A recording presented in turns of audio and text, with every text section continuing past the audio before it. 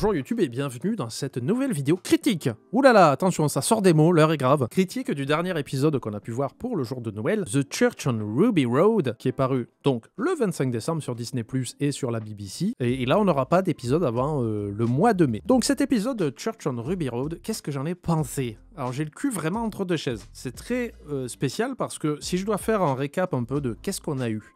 On a eu 4 épisodes, d'accord, les 4 spéciaux, et déjà c'est bizarre que celui-ci soit considéré comme un spécial alors que nouveau docteur, nouveau compagnon, tout ça. On a eu The Star Beast, qui était un peu une remise en forme, qui n'est pas un épisode fantastique, mais qui propose des choses sympathiques, une petite aventure très simple pour se remettre en jambes et qui permet de réintroduire le personnage de Donna dans l'univers, c'était cool. Ensuite, on a eu 2 excellents épisodes, The White Blue Yonder, qui est un de mes épisodes préférés des 4 épisodes, un petit huis clos bien stressant, bien sympathique avec des visuels qui est quand même un peu une repompée de l'épisode Midnight de la saison 4, il me semble, mais un petit peu mis au goût du jour, avec toujours David Tennant et Catherine Tate qui se donnent à 100%. Et après, on a The Giggle, qui est un peu du Russell T. Davies quand il est très en forme, mais ça reste du Russell T. Davies. Il faut pas oublier quand même que c'est un showrunner qui nous a donné le Absorbaloff. Il faut pas les pouiller. Des fois, il va un peu trop loin dans le niais et dans le bébête. Mais avec le recul, plus je regarde The Giggle, plus je le vois comme un bon vin qui vieillit extrêmement bien. Un très très bon épisode. Vraiment un épisode très solide. Ensuite, on a eu ce 4e épisode de The Church on Ruby Road, du coup, qui introduit ce nouveau docteur interprété par, je me trompe énormément, mais personne me corrige, Ncuti Gatwa. Je crois que on prononce Ncuti Gatwa. Faudrait que j'aille voir comment l'acteur lui-même le prononce, c'est la meilleure source. I'm Ncuti Gatwa. Ncuti Gatwa. Et on a la nouvelle compagne dont j'ai oublié le nom, elle s'appelle Ruby Sunday, mais j'ai oublié le nom de la comédienne, je n'ai pas noté, honte à moi. De toute façon, je sais très bien que les gens dans le chat vont me corriger de suite, et bien sûr dans les commentaires YouTube. Cette critique, c'est aussi une grosse discussion, parce que j'attends de voir un peu ce que les gens ressentent. C'est-à-dire que là, on a un live sur twitch.tv/TheSatPanda. Melly Gibson, merci beaucoup le sandwich idiot. C'est que j'ai eu beaucoup de mal à faire la critique de suite quelques jours après, comme je l'ai fait pour les autres, alors que je l'ai regardé beaucoup de fois. Beaucoup plus que n'importe quel autre épisode. Donc ce que je fais en général, pour vous dire comment je fais pour préparer mes critiques Doctor Who, c'est que je regarde l'épisode une première fois en anglais sous-titré, je regarde une deuxième fois en anglais pas sous-titré pour me concentrer un peu sur ce qui se passe à l'image, ensuite je regarde l'épisode en français pour vraiment pouvoir me concentrer sur tout ce qui est dit et être sûr de bien choper tous les sens et revoir l'image, et après je l'ai regardé 2 ou 3 fois supplémentaires en anglais sous-titré, parce que j'ai beaucoup du mal à absorber cet épisode, dans le sens où c'est un épisode relativement simple, mais qui va lever quand même quelques questions. Je l'ai regardé par derrière la télé, je l'ai regardé en étant hors de chez moi, j'étais dans le jardin, je le regardais de loin, j'ai tout fait. Voilà. Plus j'y réfléchis, et plus je me dis en fait, l'épisode n'est pas mauvais. Et pourtant, j'avais cette sensation au fond de moi qu'il y a quelque chose qui me dérangeait énormément. Et on va y venir petit à petit. Qu'est-ce qui me plaît dans l'épisode? Alors déjà, c'est une aventure. C'est ce que j'aime dans Doctor Who, ce sont des aventures avec un petit mystère qui traîne, des aliens, on sait pas trop ce qu'ils font, ils attaquent la Terre, ça marche toujours très bien sur moi, il n'y a pas de problème. On a des gobelins qui, il me semble, c'est une race qu'on n'a pas vue pour l'instant dans les Doctor Who, et Russell T. Davies a annoncé, ou du moins ça a été une théorie qui a été poussée dans les commentaires audio et tout ça, que maintenant que le docteur a fait une superstition au fin fond de l'univers, quand il a mis le sel et qu'il a dit aux Nobodies, voilà, c'est soit vous le traversez, soit vous pouvez pas, mais ça, vous pouvez pas savoir, c'est une superstition, il a ouvert une porte à plein de merde. Donc apparemment, la théorie aussi serait que le Toy Master est revenu à cause de ça, et que maintenant il y aurait beaucoup plus de créatures féeriques, enfin de fantasy, il peut y avoir des licornes et tout ça, donc maintenant il y a des gobelins. Why not? Au début j'étais un peu en mode pourquoi pas? Voyons, c'est une proposition, on va y aller. C'est une aventure avec son petit mystère de début. Une étrange personne encapuchonnée vient déposer le bébé de Ruby Sunday devant l'église, sur la rue de Ruby Road, devant l'église. Les gobelins sont déjà apparus dans les comics, mais du coup c'est pas canon, parce qu'on a vu que par exemple The Meep, qui était déjà apparu dans les comics et tout ça, le docteur le connaissait pas. Donc les comics, je sais pas si c'est très canon. Ouais, c'est un débat aussi. Alors je sais qu'il y a eu beaucoup de théories comme quoi la personne qui amène le bébé serait le 13e docteur. Donc celui incarné par Jodie Whittaker, parce qu'on voit des cheveux blonds, on voit des bottines et tout ça, je me dis mais c'est pas possible que ça soit elle, dans le sens où le 14e docteur se souviendrait qu'il était venu devant une église à un moment donné. Sinon il y a vraiment un gros pass dans le temps quoi qui va pas du tout. Donc là je me dis c'est pas elle, maintenant je me dis est-ce que ça serait pas The One Who Wait, qu'on ne connaît pas encore, qui est le méchant, le boss qui est mentionné par The Meep, The One Who Wait qui est mentionné par le Toymaker, cette personne qui fait peur à tout le monde, donc qui fait peur à un dieu quand même. Et est-ce que ce serait pas la même personne qui aurait ramassé la dent du maître à la fin de The Giggle? Parce qu'on voit une main de femme vraisemblablement qui a ramassé ça, je me dis est-ce que c'est pas la même personne qui a déposé Ruby devant l'église? Ça serait un tout nouveau personnage, ou alors est-ce que ça serait pas The Rani? The Rani qui était un personnage qui a mené à la fin du 6e docteur, je crois, ou 7e docteur, je me rappelle plus vraiment, qui était une femme en fait. J'ai pas toutes les infos, donc là je vais faire confiance aux gens. Je me demande s'il ferait pas revenir The Rani, qui est aussi la théorie que la personne qu'on voit à la fin de cet épisode, donc il y a une dame âgée en fait, qui voit le Tardis apparaître et qui s'en bat un peu les couilles. Oui, The Rani c'est celle qui a fait la fin de Davy, c'est ça? et qui fait venir Colin Baker. Je vous demande en fait si la personne qui pose Ruby Sunday devant l'église, la personne qui ramasse la dent du maître, The One Who Waits, celui-là dont on parle, est-ce que ça serait pas Zorani, qui serait aussi la dame âgée qu'on voit, qui est voisine de Ruby, et qui vraisemblablement sait ce qu'est un TARDIS, et qui parle à la caméra à la fin. Voilà, c'est la fin de Baker, l'arrivée de McCoy, d'accord. Je savais que c'était plus ou moins ça, parce qu'au début j'ai cru que c'était la fin de McCoy, mais non, la fin de McCoy c'est dans le film. Il y a aussi la théorie que The One Who Waits, c'est la vieille dame dans l'épisode. Qu'est-ce que je viens de dire, putain? Ah, ce chat indiscipliné. Je commence à préférer YouTube, hein. Attention. Je pense que c'est la même personne en fait. La dame âgée, la personne qui pose Ruby à l'église, The One Who Waits, je pense que c'est une seule et même personne, et je pense que vraisemblablement ça serait The Mamie, ou The Rani. C'est juste une mamie qui débloque. Non, je pense pas. Je pense que c'est plus compliqué que ça. Donc voilà, ça c'est ma première théorie, et en vrai ça pose des mystères. C'est cool parce que ça pose un fil rouge, chose dont on a besoin dans Doctor Who, des fils rouges qu'on peut suivre et tout ça. Mais je pense que tout ça c'est lié, c'est la même chose. Ensuite le docteur, parce que là mine de rien c'était le premier vrai épisode de Ncuti Gatwa, un docteur, et plus j'y pensais, plus j'y réfléchissais, plus je le regardais, il est déjà dans le rôle. C'est un docteur qui est vraiment très convaincant, et Ncuti Gatwa, on sent qu'il kiffe. On sent qu'il kiffe être le docteur tel que pouvait le faire Matt Smith ou David Tennant. On sent qu'ils sont à fond dans le personnage. Le docteur est relativement bien écrit, et alors le truc qui le distingue beaucoup déjà, de une c'est la moustache. Il faut toujours un trait physique, parce qu'au début je me disais, mais chaque docteur a un look vestimentaire qu'on peut reconnaître facilement. Par exemple, le 9e docteur de Eccleston, il avait une veste en cuir. Le 10e de David Tennant, c'était souvent le costume costard-cravate avec une veste longue. Matt Smith, c'est le nœud papillon, on le reconnaît de suite. Peter Capaldi, c'était les sourcils qui donnent envie de commander. Et puis il avait une espèce de veste de magicien un peu. Et là, Ncuti Gatwa, je regardais et je disais aux gens, au chat Twitch, aux commentaires YouTube, je dis, un truc qui me dérange, c'est que j'ai l'impression que dans chaque épisode, il a un costume différent, toujours très stylé. Et même dans celui-ci, il en a plusieurs, parce qu'il a une veste en cuir et un kilt au début de l'épisode. Ensuite, il a un costume un peu années 70, très disco, machin, tout ça. À un moment donné, il a le chapeau de cow-boy, enfin, ça change un peu tout le temps. Et après, je me suis dit, mais c'est pas ça. Ce à quoi on va le reconnaître, c'est sa moustache. On n'a pas eu de docteur moustachu avant lui. Même s'il y a eu le War Doctor qui avait un bouc, mais bon, c'était un docteur qui est un peu resté entre deux portes. Et je me dis, ok, c'est son truc. Mais il y a un truc aussi qui distingue beaucoup ce docteur, et c'est ça dont j'ai besoin dans Doctor Who, c'est de pouvoir facilement définir un docteur. Chaque docteur, on peut dire, c'est son trait de personnalité, il est comme ça, machin. Le 10e, pour moi, il était très vaniteux et très vantard. Le 11e, c'était un docteur qui voulait faire un trait sur la guerre du temps et qui voulait passer à autre chose et qui du coup était très puéril dans sa façon de faire. Le 14e docteur est très showman. C'est-à-dire que le docteur est toujours un personnage très exubérant, qui en fait des tonnes, il performe devant un public, mais celui-ci est très showman dans le sens où, début de l'épisode, on le voit danser en boîte de nuit, il a le droit, pourquoi pas, il enquête quand même sur Ruby parce qu'il la surveille, mais voilà, il danse, il se fait kiffer la vie, il a une énergie il est très jeune, et ça j'aime beaucoup, ils l'ont vraiment rajeuni.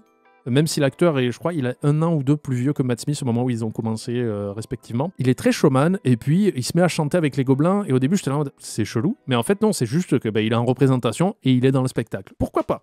Ça, moi ça me dérange pas. Ensuite on a des gadgets, on a les gants. Il construit des gants qui brisent un peu la gravité. Je trouvais ça cool aussi.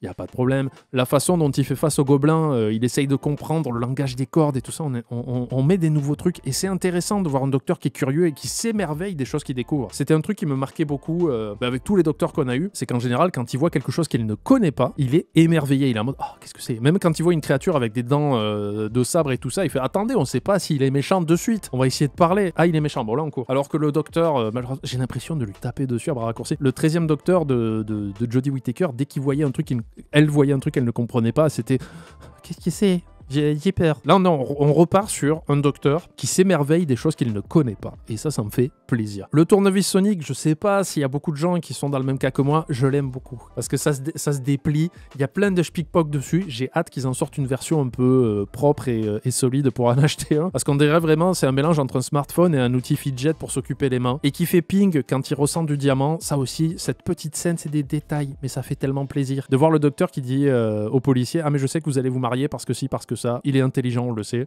Le petit truc qui me dérange un peu, c'est qu'il se téléporte, visiblement. C'est-à-dire qu'il danse sur la piste et Ruby le regarde, son verre tombe, il est là, il lui dit « Eh mais comment vous avez fait de... » On l'explique pas. Ncuti Gatwa, chapeau, premier épisode qui n'est pas vraiment un épisode de saison. Il est convaincant. Je sais pas ce que vous en pensez, quel est votre ressenti sur lui, si vous avez d'autres détails à apporter, des choses comme ça. Moi, perso, il me plaît. Donc j'étais là... Je me suis dit, au fond de moi, cet épisode me dérange, mais je ne sais pas pourquoi. Et je trouve que c'est celui qui m'a moins plu. Mais plus j'ai décortiqué tout ça, donc le docteur, il est bien. Est-ce qu'on est d'accord là-dessus? Moi, il m'a plu. Il m'a convaincu sur toutes ces scènes. Il est aventurier. Il y a une scène qui me hante, j'en parle depuis le trailer de cet épisode. C'est quand le docteur court sur la cheminée, en regardant Ruby, comme ça, il fait « Mais qu'est-ce que vous faites là ?» Et en même temps qu'il fait ça, il y a le haut de son corps qui fait ça, tu vois, qui est droit. Le bas de son corps, il est sur une autre mission parce qu'il enjambe des cheminées comme ça, tranquillou, sans effort. Mais voilà, le bas et le haut du corps ne communiquent pas ensemble. Le haut du corps est concentré à parler sur Ruby, le bas du corps est concentré à sprinter à 120 km/h et à sauter par-dessus des cheminées. Je sais pas pourquoi ça m'a fasciné. Ça m'a fasciné. Donc voilà, ce docteur-là, c'est bon, c'est fait, je l'aime. Il a une aisance physique incroyable. Il est très très très physique. Hein, parce que Matt Smith était physique, mais dans un sens où le 11e docteur était très maladroit. Parce que Matt Smith, c'est quelqu'un qui a les jambes et les bras assez longs, il est un peu dégingandé, c'est le Raggedy Doctor, comme on dit, et il faisait tomber des trucs, comme Matt Smith, qui était quelqu'un de très maladroit sur les tournages. Là, Ncuti Gatwa, on a un docteur très physique. Cette scène me hante toujours.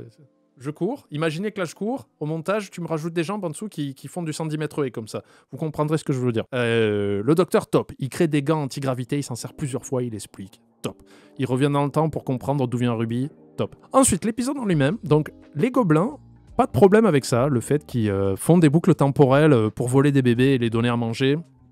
Par contre, je comprends pas pourquoi ils le donnent au roi. Ils sont tous très contents que le roi mange un bébé. Je fais, mais vous mangez quoi? Donc, voilà. Ils ont une espèce de petit arc narratif, comme quoi ils font des boucles dans le temps pour pouvoir voler des bébés. Ils travaillent avec les coïncidences aussi, c'est plutôt intéressant comme mécanique, pourquoi pas.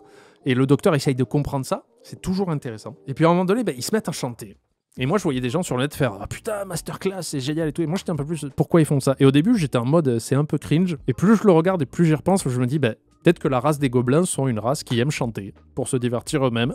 Pourquoi pas, c'est une proposition, on n'aime pas. Mais plus tu avances là-dessus, plus tu te dis « Why not ?» Et le docteur qui se met à chanter pour leur répondre, c'est qu'il se dit, si c'est leur langage, si c'est ça qui permet de faire en sorte qu'ils t'écoutent, c'est de chanter, c'est de performer, je vais faire pareil. Tu vois, plus j'ai réfléchi et plus je suis revenu en arrière, je me suis dit, why not ? Le langage des cordes, où il marche avec des nœuds, ok.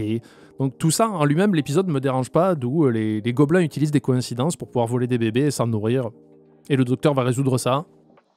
On est bien, on est dans le Doctor Who pur jus. Maintenant, on va arriver à ce qui me plaît pas, parce qu'il a fallu vraiment... C'est juste aujourd'hui que j'ai eu une épiphanie. C'est Ruby. J'ai un énorme problème avec Ruby sur plusieurs plans. Déjà, on va parler de l'histoire du personnage écrit. Ruby Sunday, elle a un fil rouge. Ça, c'est bien. C'est-à-dire qu'elle a été déposée devant une église par une personne mystérieuse. Est-ce que cette personne a une importance?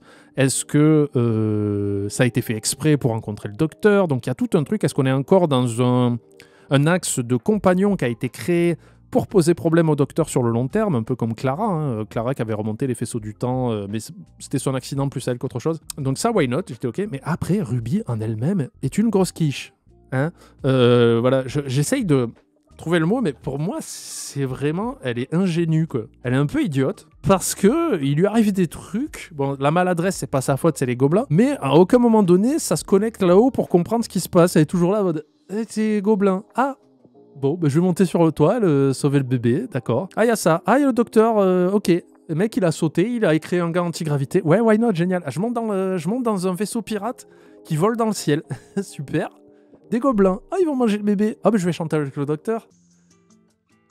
Je me disais, elle est idiote ou comment ça se passe? Elle a pris un coup sur la tête, un jour elle s'est pris une poutre. Et du coup, j'ai beaucoup de mal à prendre le personnage au sérieux parce qu'à aucun moment donné, elle a de pistes de réflexion sur ce qui se passe. Elle fonce dans le danger, mais pas comme quelqu'un de brave qui affronte les choses. C'est juste, c'est allumé là-bas, j'y vais. Et du coup, je suis là en mode, mais elle est idiote. Et vraiment, elle est idiote. Et même quand le docteur lui dit, à la fin de l'épisode, elle a une espèce de reveal où elle se dit, attends, le docteur, il m'a dit qu'il a rencontré Harry Houdini. C'est les années 20, ça. C'est un voyageur du temps, je le crois sur parole. Il y a aucune autre preuve en dehors de ça que le docteur voyage dans le temps, mais elle le prend pour argent comptant. Ou même quand elle se met à chanter après le docteur, c'est chelou. En fait, elle a des révélations où elle accepte tout de but en blanc, sans réfléchir. Je vous jure, c'est quoi déjà les éléments qu'elle utilise pour se dire, ah oui, le docteur, c'est un voyageur du temps. Parce qu'il m'a dit qu'il a rencontré Harry Houdini, il m'a dit qu'il a fait ça, il m'a dit qu'il voyage dans le temps.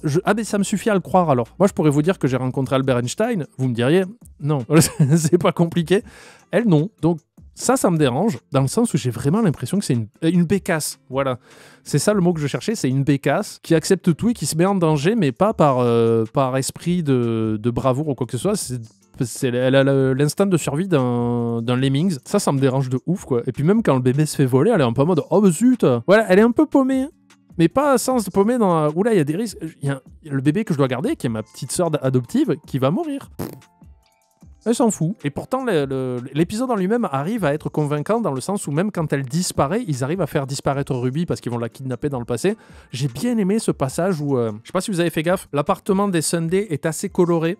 jusqu'au moment où Ruby disparaît. En fait, elle disparaît de la trame temporelle, ça devient gris, ça devient très sombre, et sa mère devient un peu aigrie, acariâtre, les enfants disparaissent. Et le docteur, là, c'est ça que j'ai apprécié aussi chez le docteur de Shutigatoa, c'est que là, il prend les choses au sérieux. C'est fini les grands sourires, c'est fini de danser, c'est fini de chanter. Il est en mode, non, là, ça va pas, là. Là, ça va pas, les photos des enfants ont disparu, Ruby a disparu, et il est touché par ça. C'est-à-dire qu'il est énervé au point de, ça aussi, ça m'a un peu choqué, c'est un truc que ne ferait pas le docteur normalement, c'est qu'il utilise la gravité des gants pour tirer le bateau vers le bas et empaler le roi des gobelins. C'est-à-dire que consciemment, il va tuer quelqu'un.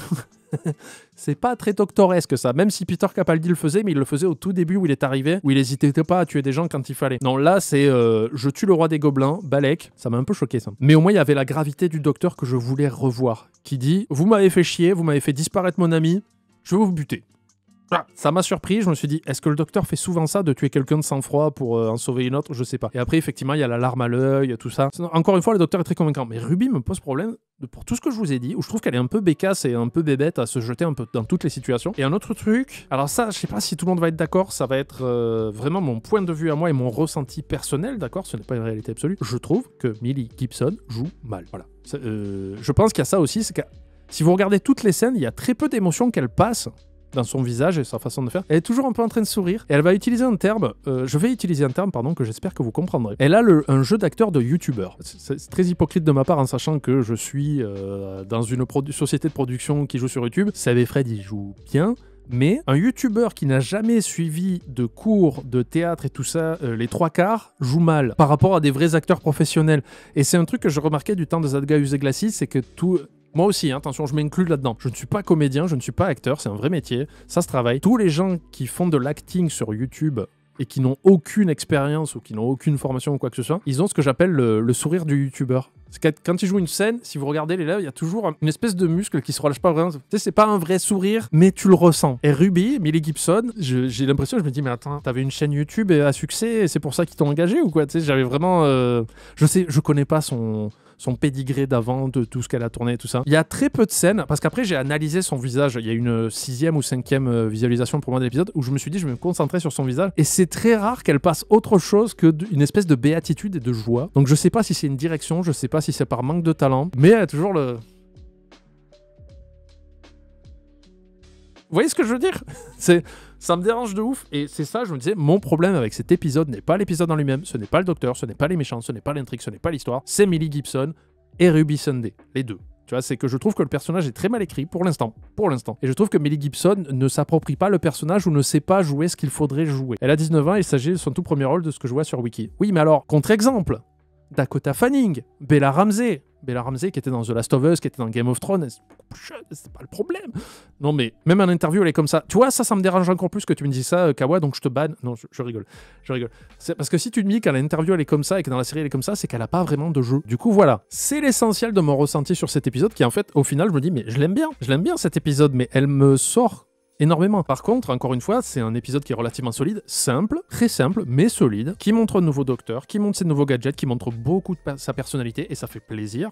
On peut déjà le définir. T'imagines la pression d'être la compagne du docteur, peut-être qu'elle est en stress. Oui, mais comment elle s'appelle, celle qui faisait Rose, là, j'ai oublié ça. Billie Piper, elle était très jeune aussi. Karen Gillan aussi, c'était peut-être son premier très gros rôle à la télévision britannique. Celle qui vient après, Catherine Tate peut-être moins. Je pense qu'elle était déjà plus aguerrie. Mais oui, bien sûr que c'est une pression, mais en général, tu prends pas quelqu'un pour savoir s'il va céder à la pression ou pas. Tu prends quelqu'un qui va y arriver. Et là, je sais pas. Pour l'instant, elle me dérange. J'espère que la saison 1 qui sort au mois de mai me fera changer d'avis. Mais là, pour l'instant, elle m'a sorti un peu de l'épisode. Et je crois que c'est la première fois qu'une compagne, parce que même, on peut critiquer tant qu'on veut les airs de Chibnall, mais Ryan, Graham et Yaz, les acteurs, étaient carrés. Et Dan aussi. Et Dan, je sais que c'est un humoriste qui faisait beaucoup de stand-up et tout ça, donc il est aguerri, tout ce que tu veux. Là, pour l'instant, Millie Gibson et Ruby m'ont un peu sorti de l'épisode. Donc voilà. Ouais, c'est vrai qu'il y avait... Je suis d'accord avec Niaro, il y a quelques scènes au début où on arrive, c'est « Ah, c'est Noël, oui, on est une famille d'adoption, on adore adopter plein d'enfants, qu'est-ce qu'on est gentil, on est mignon. Ah, Ruby, ça va? Ah, t'es encore tombé par terre, relève-toi, Ruby. C'est pas grave, j'ai une fracture au crâne. » Donc voilà, c'est mon avis personnel pour le moment. Je ne sais pas si vous le partagez, si vous êtes d'accord, si vous n'êtes pas d'accord. N'hésitez pas à le dire là sur Twitch en live quand vous venez des fois ou dans les commentaires YouTube quand la vidéo sortira. En tout cas, merci d'avoir regardé cette critique de Doctor Who The Church on Ruby Road. N'hésitez pas à partager, ça marche toujours. Et on se retrouve bientôt sur des lives. Voilà, twitch.tv/TheSatPanda avec un Z ou kick.com/LeSatPanda avec un L. La vieille à la fin, j'en ai déjà parlé. Et voilà, faut écouter. J'ai dit au début. Pour moi, la vieille à la fin, c'est The Rani, c'est The One Who Waits, c'est The Boss, c'est une seule et même personne. Notez ces mots. Bisous.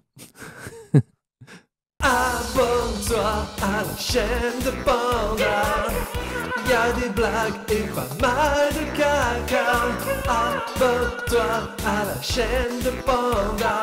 Je vais faire une série de